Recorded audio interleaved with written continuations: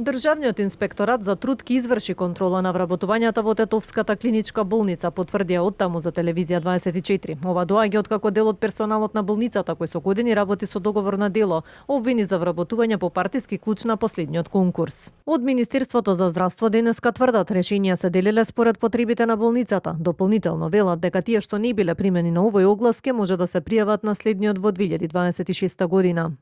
Станува збор за вработување на 129 лица, од кои над 90% биле ангажирани во болницата со договор за дело. Наредните денови ќе биде објавени нов оглас за нови 26 вработувања во администрацијата во болницата. Тие што не се примени поради профилот, например, според огласот имало потреба од еден анестезиолог, а на договор на дело биле ангажирани 9 лица од овој профил. За следната 2026 година обезбедени се согласности за нови 133 вработувања во болницата. И директорот на болницата Ерзан Елези на изставка како ресорното министерство тврди дека вработувањата биле според законските прописи, примени се 80% од луѓето со договор на дело, а дополнително најави нов конкурси за останатите кои се со договор на дело. Дел од здравствените работници во болницата во Титово вчера излегоа на протест, обвинувајќи дека по години работа со договор на дело останале без решенија, а на нивно место, како што тврдат, на последниот конкурс биле примени на дворешни лица и тоа преку партиски влијанија.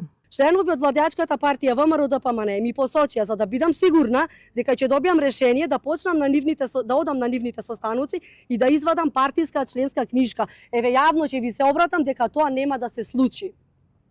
Нема да бидам никаков партиски војник што ќе го примите на работа и од него да барате услуги. Не може некој председател на месен комитет да одлучи за мене дека нема да бидам примена на работа, а на моето место да ја примат сопругата од нивни сопартиец, кој е член на управниот одбор на клиничката болница Тетово. Ова е непотизам и е казниво со закон. Од антикорупцијската комисија ги повикаа да поднесат жалби за конкурсот, а потоа доколку имаат докази да ги достават и до антикорупцијската комисија.